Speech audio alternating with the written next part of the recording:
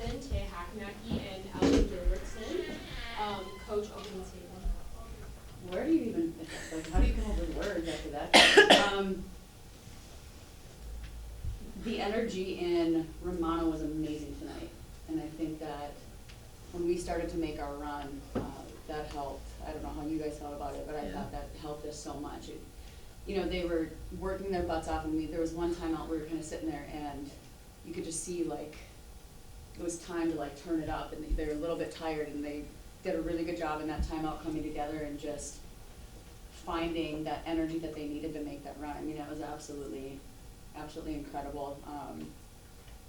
I never felt worried, I'm gonna be honest about it, and I think even when we made a run and then they made a little bit of a run, in my head, and I was doing this all weekend because they put the ladder in that NCAA ladder in our athletic office, and I kept walking by that, and I kept picturing these people walking up and cutting down the net. And so I think that helped keep me calm, because I just had this vision that they were going to be able to pull through. Not that now I sound like I think I'm telepathic, that's not what I mean. You know, but I just think that this group, no matter where we're at, I know that they're going to give their best effort, they're never going to give up, they're going to keep fighting. And we have multiple playmakers on this team, and it makes a huge difference in a game like this. All right, we're going to open up to questions. This is for any of you. You're down 17 with 5:20 to go. Have any of you ever been in a competitive situation like that? Nope. That turned into No, I don't think so. Nope. But again, like what Coach said, I never envisioned us losing. Like, really. Like, I also was just like, we're going to be cutting down that net, and we're going to be holding that trophy at the end of that game. And so I think we just held on to that, and we just trusted each other. It was a tough battle, but so glad we came up on top. So you want to tour our practice tomorrow? No. Bert, how about the last play there where you got the ball, but you're like smothered, and you tried and couldn't get the shot away, and you got the ball to Ella. I mean, was there a moment there where you were a little worried? No, I don't know if I was the one that gave it to Ella. Maybe I was. I don't remember anything from the last 3 minutes, honestly. But as soon as Ella put that shot up, I was like, that's in. Like, it was water. So, and then I looked up at the scoreboard and we were up by 1. And I was just like, holy crap, okay, here we go. And then just get a stop, 1 rebound. So you blacked out. Got it. For sure. So Ella, what did you think? Before the ball came to you, were you worried? No, not at all. I had faith in all of us. I knew we'd come out on top, and some of us, well, we just had to make a big play in the moment, and my teammates got to me in the ball. And you scored most points of your career? I think so. If you could grab that Northern Newtown mic. Me? Yeah, thank you. Hey, I mean, you've had big games all year, but as a player who, stepped into a larger role this year, and to have this game, what does that say about you, and how did you find that extra boost of energy at the end of the game? Because I think we've had one, maybe break. Yeah, well, our first half, obviously our shots weren't falling as much as we hoped, and we obviously were down by, I think it was 17. 20 and at one so point. at halftime we just talked and we're like, we know what we have to do going into this half and going into this quarter. And obviously they're going to go on runs sometimes, but we know we needed to chip away points slowly by making good baskets and stuff like that. So I think we figured out what we needed to do at halftime and completed that. And then for my personal experience, I feel like those 50-50 balls are super important and just giving it my all, because you never know when your last game could be. So. Yeah. And then for Coach, do you just have a bag of late game calls that just work? How every call you made just seemed like it worked, that paid them off, that was free, and that was the signature one to me. That was we called it halfway up halfway up the court. And yeah, we have a bunch of quick hitters, and it's nice because they can call them too. And so we call the timeout, and we put in 3 in a row that we were going to run. Yep.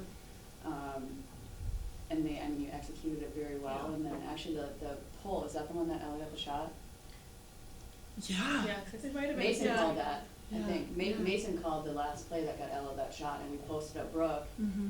and, Pulled the double. right? Yep. Yeah, and then Pulled they the double doubled and Brooke. then. Yeah. And so, I mean, I would love us to take credit for that one, but that's not point guy right there. But yeah, we have a bunch of plays, and, you know, I think that just because they believe in each other, they executed really well at the end of the game. With Mason, I mean, she was struggling from the field, but she had 2 huge threes, with 4 fouls. Just, you had that trust in her. What's it like having a point guard that controls everything? That kid is tough. And I think the best part about Mason, and then one of the coolest things about Mason is that her role changes every single game based on what the defense is doing, even year by year. Like, some years she's gotta be more aggressive, other years, like this year, she's become more of a distributor and just keeps our offense going. And that's a huge role to have when we have so many playmakers, you know, and really tough to, I don't wanna say take a back seat to that, but and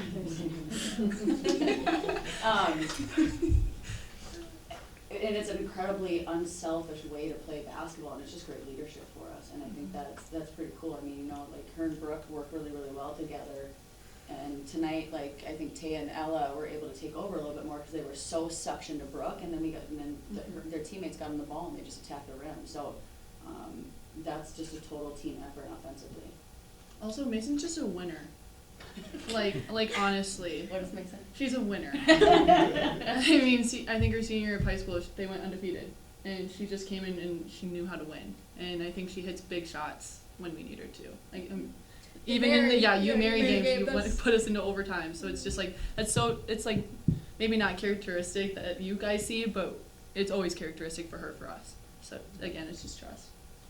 You know, Coach, playing from behind early, do you think that was nerves playing in front of, you know, a packed Romano, probably the biggest crowd that I've seen since being here? Or was that something that, you know, the Lions were doing to tailor against your team that you maybe could learn from now moving forward?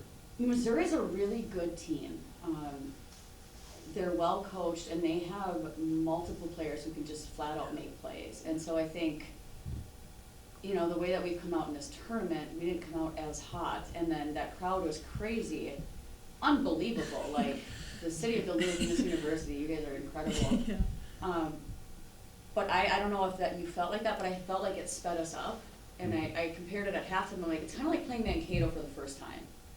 You know, you're not used to playing a team that's going to get in your face and be as aggressive, so so you have to find a way to beat us and then use their energy to our advantage. And I thought that, I mean, they were incredible, and that's exactly what you all did. Like, we embraced that energy, but didn't let us we didn't let it speed us up, and then you just make plays. Like, it was really good. No field goals for them in the last 5:27. What did you guys change tactically on the defensive end to stop that? When did we put Ella on 21? That point, I think. Yeah. Honestly. Put Ella Gilbert's on 21, got up and pressured the ball, and actually it was my assistant coach's Ryan's idea to put her on 21, so hats off to him Yeah. for that decision. And then when I called the timeout, he wanted to put Lexi on the ball, Which is jumping also. around, which also led to a turnover. So, I Yeah. mean, I think even within our coaching staff, the decisions were shared. Yeah. But yeah, once Ella got on that girl, you did a great job. Yeah. Incredible. Can you describe that last couple minutes from your vantage point on the defensive end? Well, coach said I was gonna go on her, and I was like, I'll go for it. But she's quick, so I just knew my teammates were behind me, so I just knew I would get a little length on her, which I think helped.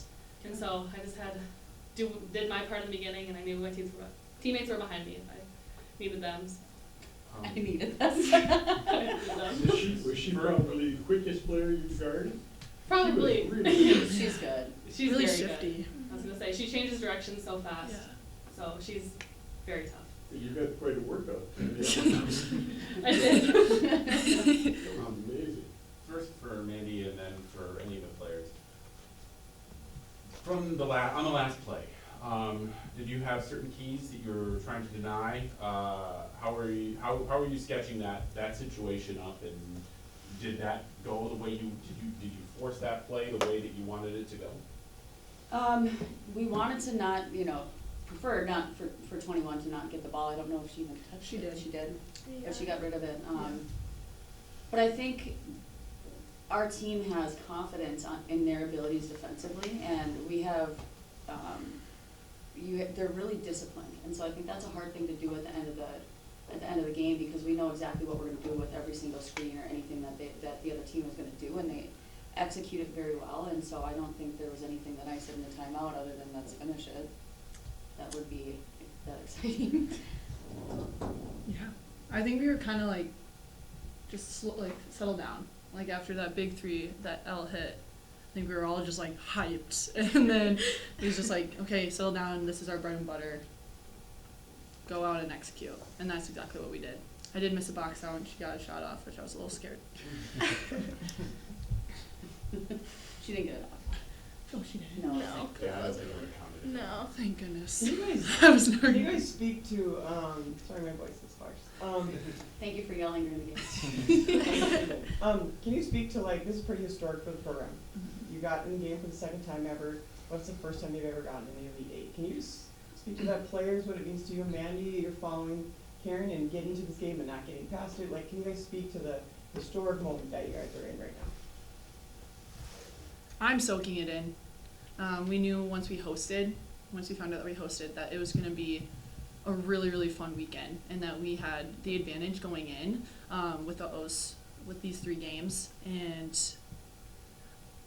our eyes have been on a national championship since my freshman year at least. Me and Mason kind of came in, and we want to win a national championship, and so I think we're just kind of setting our eyes on that, but taking it one day at a time, one game at a time. This feels really good, so I'm gonna soak it in for as long as I can before we get back into the gym and get ready for some really, really tough teams down in St. Joseph. But it's the road to Dallas, so that's kind of what I'm thinking of the whole time. I think Brooke running, yelling, "Is this real?" You speak to it.